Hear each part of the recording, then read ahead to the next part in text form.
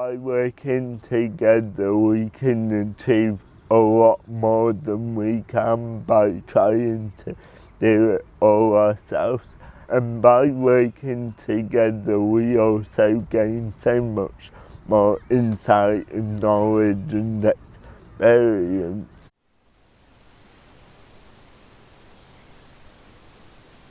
Andy Green was born with cerebral palsy.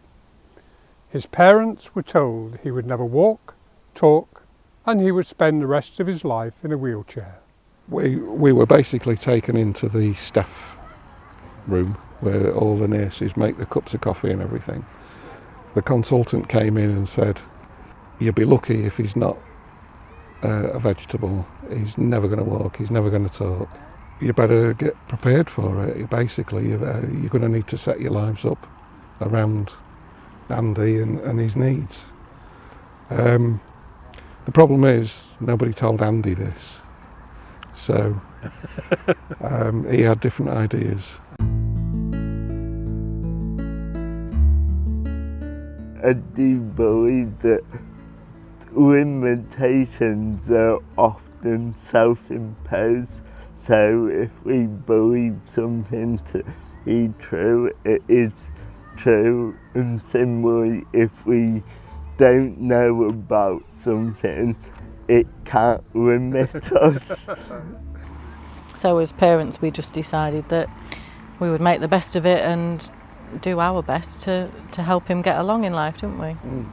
We just said to him, you can do whatever you want to do, just like everybody else, but you've got to work so much harder than everybody else. My parents always brought me up on the basis that practice makes perfect, and they kind of didn't let me give up very easily. It's like we said, if you can't do it the first time, just try again. You know, just because you don't manage it the first time doesn't mean say it's never going to happen. But there were situations where I got really tired very quickly, and it got emotionally exhausting for me. Despite the challenges, Andy did well at school and went on to college to take A-levels in maths and physics and study computer science. As part of the computing course, everyone was required to find a real-life client to develop some bespoke software for. Andy turned to his old school, Humberston Academy, where he was volunteering on the sports enrichment programme. I worked at Humberston Academy as their sports enrichment officer. My role was largely based on participation in sports for all learners, and we obviously needed a way of measuring the impact of that. So we used to run clubs, fixtures, inter-house competitions, events. We had a lot of things going on, and we needed something other than paper registers from all the members of staff running different bits and pieces. I knew that Andy was a little bit savvy with his computer skills, so I had a meeting with him to see kind of what he could do for us and how he could develop something potentially for us to measure what we was doing and kind of have everything online. Throughout probably 6 months I worked with Humberston to develop this software to their exact requirement. It had a huge impact. You know, we had iPad scanners and it was all automatic, and we had a live system so we could see everything, we could see the averages. Humberston Academy is part of the David Ross Education Trust as well, so from that we kind of piloted it, and then I took it to Shane Ward, who's the sports enrichment manager for the trust, and the software then developed from there really and rolled out across all 10 academies. It kind of opened my eyes as to how big the market was for bespoke software. Encouraged by this success, Andy went on to develop solutions for other clients and now runs a successful business in bespoke software. Developing a successful business will be enough for most people, but not for Andy.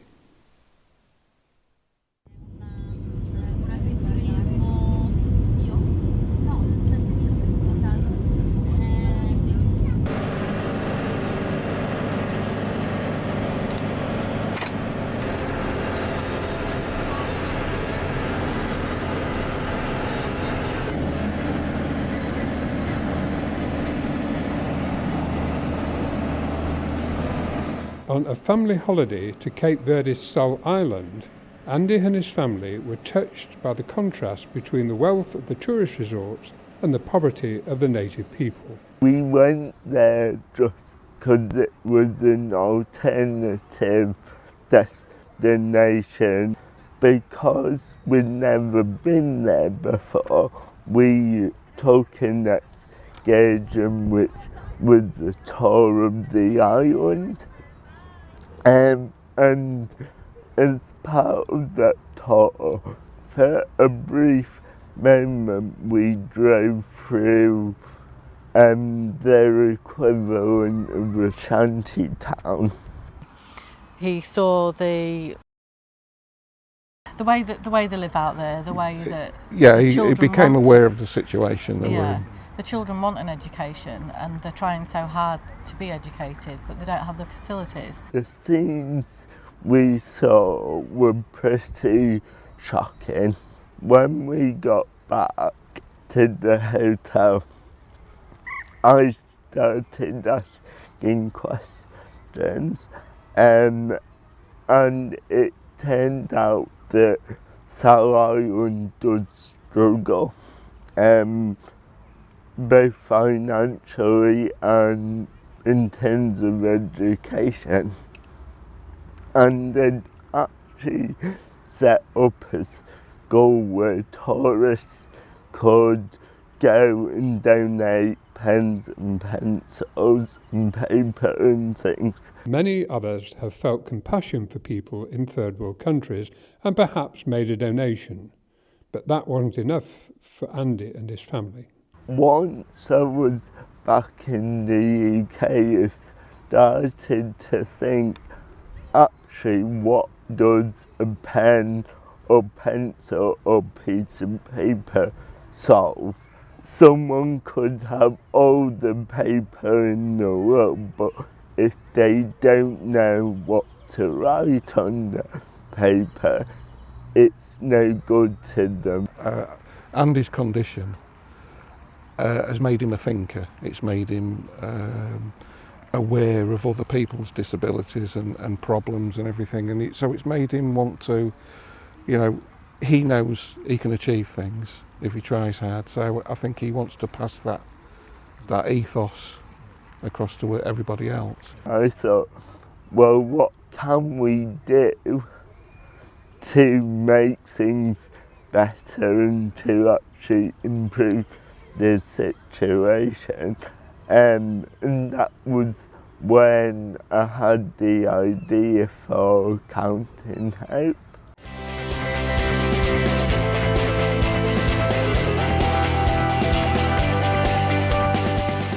The idea was to actually focus on the education system as a way to give the people the knowledge and the skills so that they can help themselves to improve rather than relying on handouts and donations which actually don't help.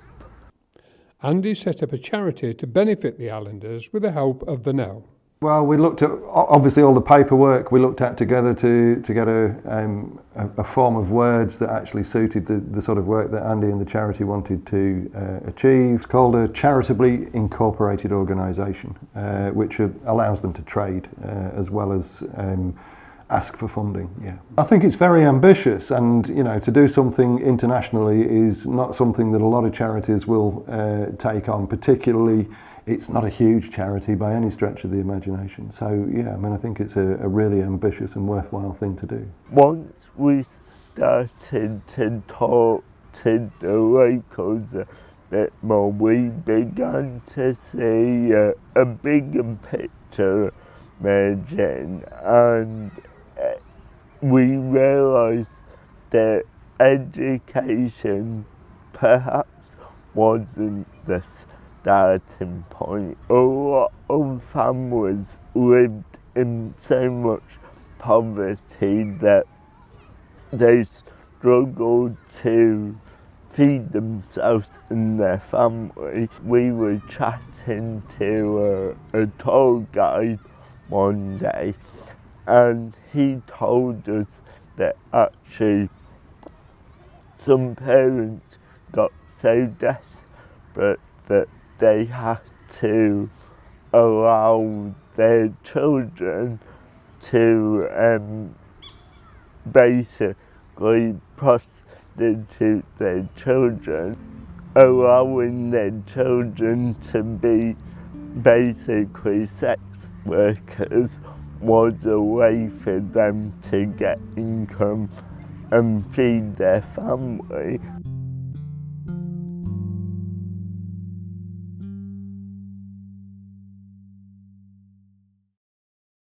They've got a different way of living, they have a different outlook on life. They're so happy, they're so pleased to see you, they'll do anything for you, and they'll give you anything, even when they don't have anything. And they never ever ask for help. When we say charity to them, they don't, it's not a word in their vocabulary, they don't actually, you say charity. One of the reasons Counting have pets is because we don't want them to rely on tourism, let alone handouts and generosity. One of the guiding principles of Counting Hope was to provide hope that encouraged sustainability and self-dependence. We've recently funded the build of a kitchen at a kindergarten, which will, one, create opportunities for people to cook in there, but it will also ensure that the children do get at least one good meal per day so that they can continue learning. 3, 4, 5, 6, 7, 8, 9, 10.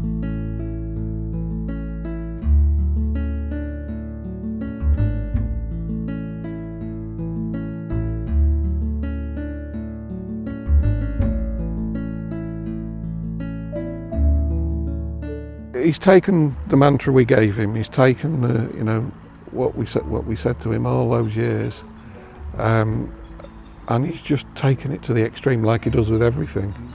And there's just no stopping the guy.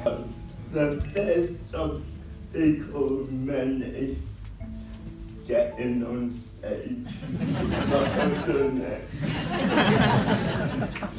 Isn't it amazing though what a little help can do for someone, how a little help can make all the difference?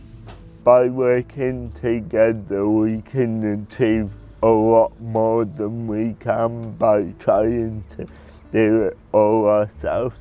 The future looks bright for Andy's business and charitable activities, and in his personal life he's starting a new chapter with his partner Rebecca. I've known him since November 2017, so it's just over a year now. We met online, and then we just hit it off from there really got along. It's quite funny, and then I found out that he does a lot of volunteering, he's got his own business, and it just went off from there really. We've bought a bungalow more from now, so we're just waiting for all of that to go through. We was quite lucky, we found one pretty much straight away, but at the beginning we thought it was going to be really hard. It's finding something as close as possible and then adapting it as well. So then once the house has gone through, we've then got to get people in to adapt it to his needs. Yeah, it was a bit of a shock, wasn't it? We sort of expected he'd never leave, although that's probably an unrealistic thought. Yeah, I think secretly you think, he's going to be with us, under our roof, under our care forever, and he's just, this is the next stage in his life and everything. But I think we've both found it very difficult. We both found it difficult to let go, to let him do his own thing.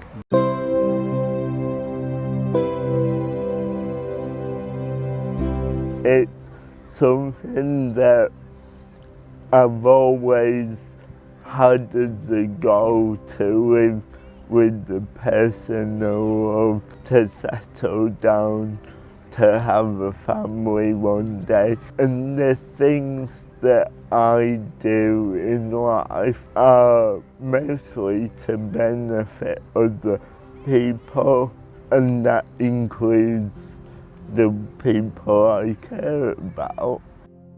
If you have been affected by any of the issues raised in this programme, you can get help from your GP, or you can contact the Samaritans on 116 123. If you have an idea for a project that can help your local community, call the Ignite team at Voluntary Action North East Lincolnshire on 01472 231 123.